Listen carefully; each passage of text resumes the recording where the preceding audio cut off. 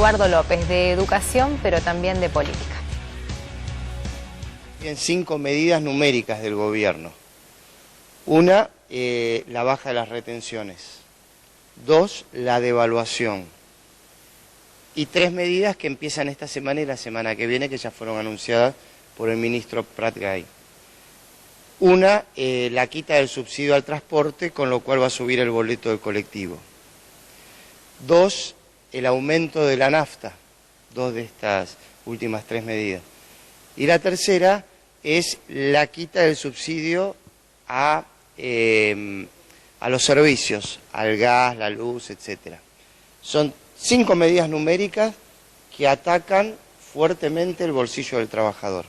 Entonces nosotros hoy esperábamos una medida numérica que recupere la pérdida de ese poder adquisitivo por estas 5 medidas. No tienen números para eso. Es inaceptable, es un chantaje, una chicana.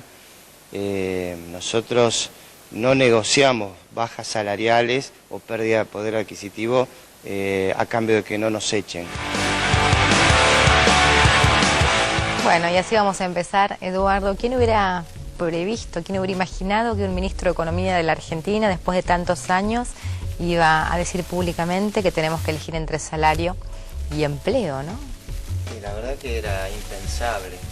Uno pensaba que iban a devaluar porque lo dijeron, pero pensaba que también iban a cumplir con la promesa de pobreza cero.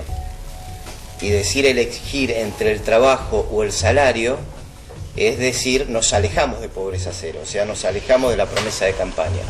Es decir, están incumpliendo, una parte la cumplieron, las promesas ahí me olvidé de una, la sumaron ahora, sacaron los impuestos a la compra-venta de autos de alta gama.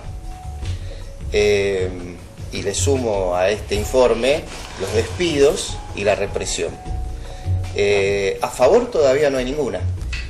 Así que no esperábamos eso, esperábamos, como te digo, la quita de las retenciones o la baja, la anunciaron también la devaluación, pero no anunciaron el tema o anunciaron pobreza cero, pero están haciendo exactamente lo contrario. Vos mencionás una de las promesas del discurso de Asunción de Mauricio Macri. Si vos tuvieras que pensar en función de este primer mes largo ya de gobierno, ¿cuál es la más difícil de cumplir? Si terminar con el narcotráfico, reconciliar, vamos a ponerlo entre comillas, a los argentinos, o la pobreza cero, en función de las medidas que están tomando, ¿cuál te parece más irrisoria? Pobreza cero. Esa. Y se relaciona con la unidad de... terminar con la grieta también.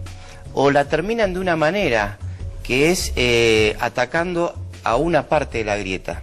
Claro, es una manera de terminar. Es una manera de terminar la grieta. Intentar terminar. Claro, ahí se termina si vos invisibilizás por los medios de prensa, si le quitás salarios, si los echás, si le tirás bala de goma, una parte de la grieta.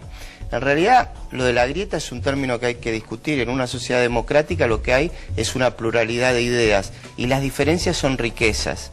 Este tema de la grieta da a entender que lo contrario a la grieta y lo mejor es algo monolítico.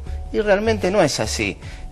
Lo mejor en una sociedad es la pluralidad de colores. Acá lo que quieren es que triunfe un solo lado de lo que ellos denominan grieta y están trabajando para eso. Y nosotros estamos trabajando para la pluralidad de colores. El despido de Víctor Hugo Morales, más allá de que haya sido una decisión de Radio Continental, ¿vos lo emparentás de algún modo con el cambio de cultura política? Sí, porque también hay toda una serie de programas en televisión, de programas en radio, de radios, que representaban a un sector, al 48,5%, que están sin tener aire, por decisiones estatales o privadas, pero son todas decisiones gubernamentales. Siempre es el Estado y siempre es el gobierno. En otras épocas pasaron temas de contratos que no se renovaban o de personas que no seguían tanto en el Estado como en lo privado. Pero había un lugar, que es el Grupo Clarín, La Nación, los grandes multimedios, donde estaban quienes representaban a ese sector de la grieta. Yo creo que también estaban en la por ejemplo, en la radio pública. Nosotros, CETERA tiene un programa en la radio pública. Ahí anunciamos un paro de 48 horas a Cristina. En la radio pública. En la radio pública, en el programa Durante el kirchnerismo. Durante el kirchnerismo claro. hicimos un paro de 48 horas nacional y lo anunciamos en la radio pública. Luego un discurso de Cristina que iba a poner un presentismo. O sea que... Me acuerdo, ustedes tuvieron enfrentamientos claro, con la mirá presidencia. qué pluralidad.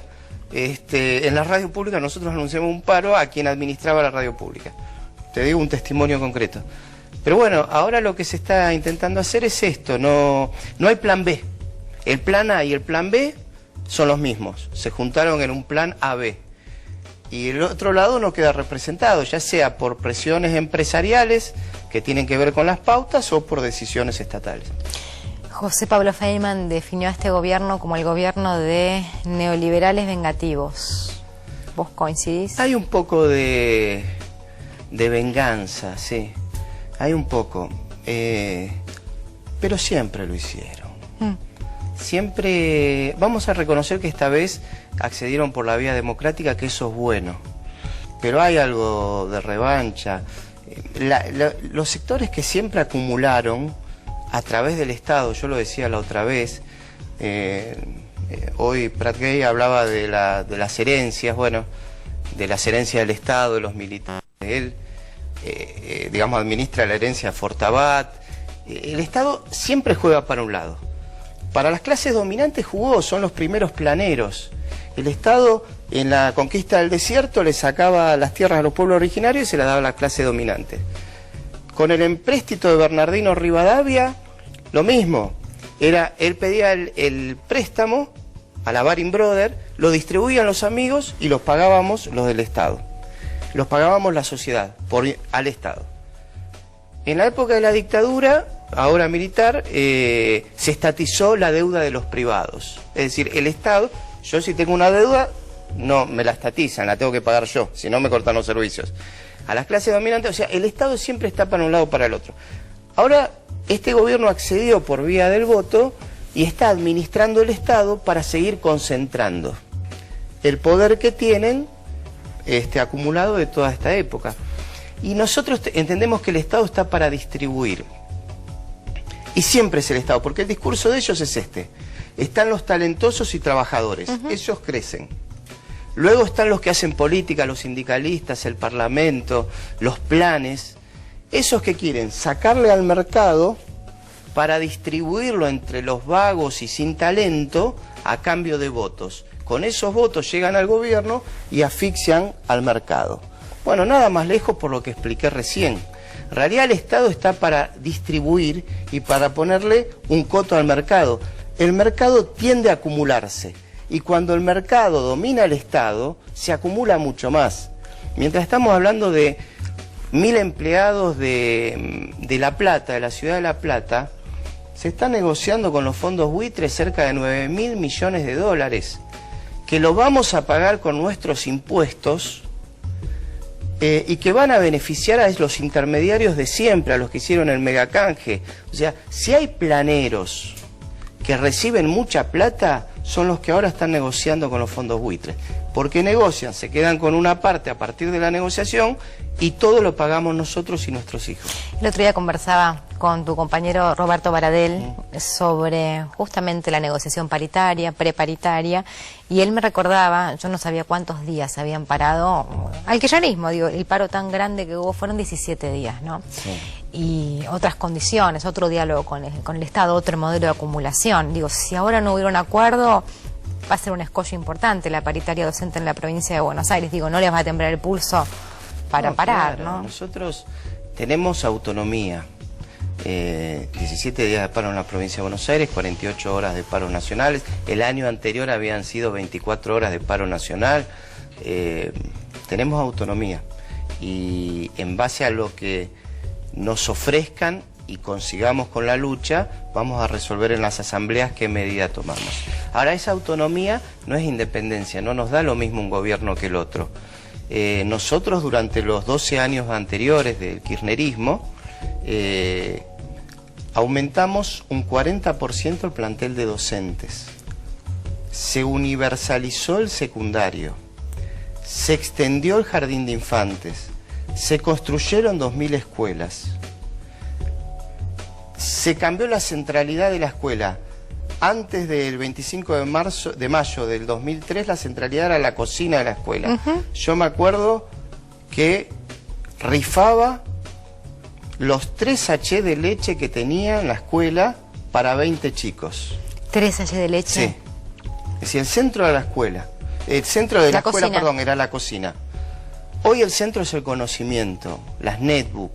Y nosotros de eso no nos vamos a bajar. Es decir, pedimos salario y pedimos centralidad del conocimiento, construcción de escuelas. Se avanzó. El gobierno actual dice que la mitad de los niños de secundaria no terminan la secundaria. Es verdad, pero hace 4 años el 65% de los jóvenes de secundaria no terminaban la secundaria. Una mejora. O sea, claro, el 65% no termina.